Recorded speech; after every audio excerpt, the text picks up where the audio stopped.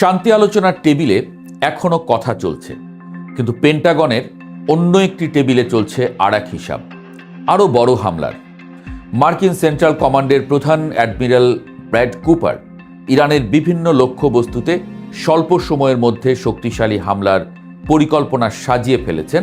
ট্রাম্পকে ব্রিফিং করা হবে শিগগিরই।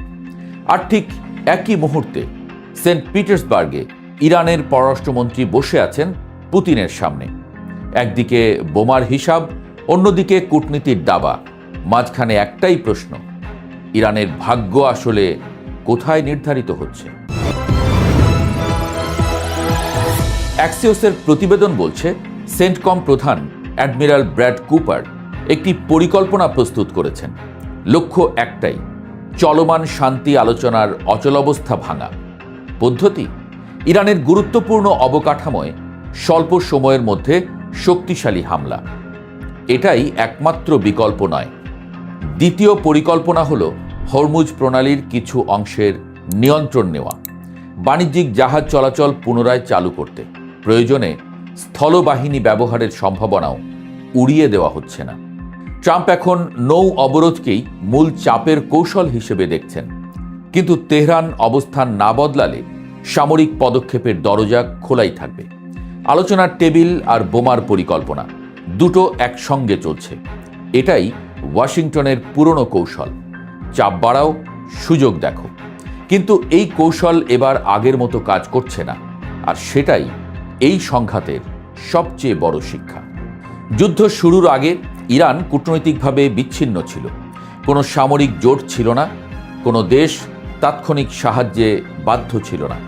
কিন্তু যুদ্ধ শুরু হওয়ার পরে একটা অদ্ভুত সমীকরণ তৈরি হয়েছে। যুক্তরাষ্ট্র এখন কূটনৈতিকভাবে প্রায় একা।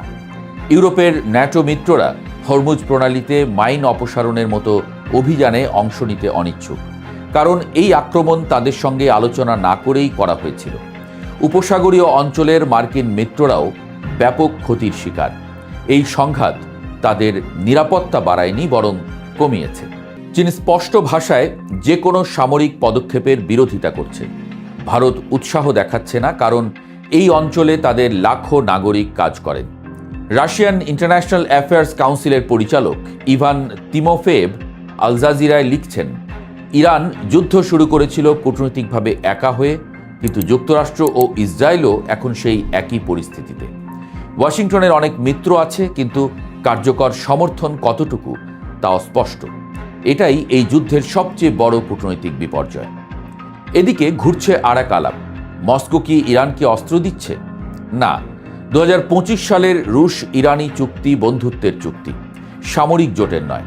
রাশিয়া সরাসরি সামরিক সহায়তা দেওয়ার অবস্থানে নেই, এবং সেটা যুদ্ধ শুরুর আগে থেকেই স্পষ্ট ছিল।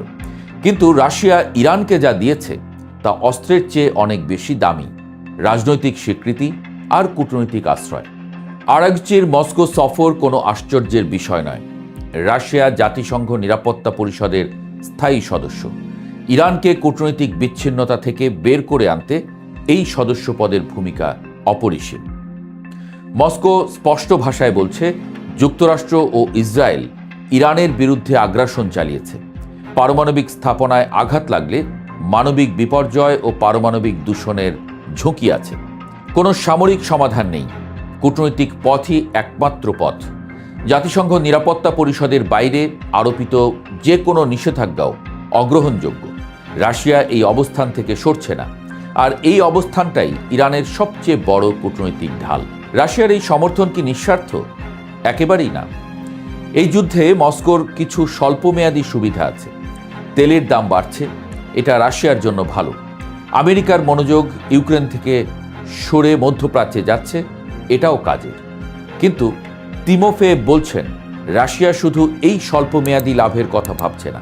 কারণ একটাই, তেলের বাজার সাময়িক ভালো থাকলেই পশ্চিমা নিষেধাজ্ঞার বিরুদ্ধে রাশিয়ার অর্থনৈতিক পুনর্গঠনের চাহিদা মেটে না। আর রাশিয়ার কোম্পানিগুলো এই অঞ্চলে সাম্প্রতিক বছরগুলোয় ব্যাপকভাবে বিস্তার ঘটিয়েছে। অঞ্চলের স্থিতিশীলতা মানে তাদেরও সরাসরি ক্ষতি। ফলে মস্কো দীর্ঘমেয়াদী স্থিতিশীলতার দিকে তাকিয়ে আছে। সংঘাত দীর্ঘায়িত হওয়া রাশিয়ার জন্য সুখকর নয়। এই যুদ্ধে আমেরিকার সামরিক শক্তি নিয়ে একটা অস্বস্তিকর সত্য সামনে এনেছে। বহু বছরের মধ্যে এই প্রথম একটি মার্কিন সামরিক অভিযান দ্রুত ও নিষ্পত্তিমূলক রাজনৈতিক ফলাফল দিতে ব্যর্থ হয়েছে। একটি বড় আঞ্চলিক শক্তির মুখোমুখি হওয়ায় মার্কিন সামরিক কাঠামোর কিছু দুর্বলতা বেরিয়ে এসেছে, বিশেষত নৌবাহিনীকে আরও শক্তিশালী করার প্রয়োজনীয়তা। তবে ওয়াশিংটন এখনও যে কোনো সময় সামরিক অভিযান চালানোর সক্ষমতা রাখে। ইরানের পাল্টা আঘাতের ঝুঁকি থেকে আমেরিকা অনেকটাই নিরাপদ। ভুলগুলো সংশোধনের সময় তাদের হাতে আছে। এই সীমাবদ্ধতার কারণেই ইরানের বিরোধীরা এখন হাইব্রিড যুদ্ধের দিকে ঝুঁকবে বলে বিশ্লেষকরা মনে করছেন। সরাসরি বোমার বদলে আসবে অর্থনৈতিক চাপ, সাইবার আক্রমণ, নৌ অবরোধ। আর নতুন হামলার পরিকল্পনা মানে কেবল আরও ধ্বংস নয়, মানে আরও জটিল একটি সংঘাতের দিকে যাওয়া। যুদ্ধ 61 দিন পেরিয়ে গেছে, যদিও বলা হচ্ছে যুদ্ধবিরতি চলছে, কিন্তু আসল যুদ্ধটা চলছে আসলে এখনই। শান্তি আলোচনা আছে, অগ্রগতি নেই। হামলার পরিকল্পনা আছে, সিদ্ধান্ত নেই। রাশিয়া পাশে আছে, অস্ত্র হাতে নয়।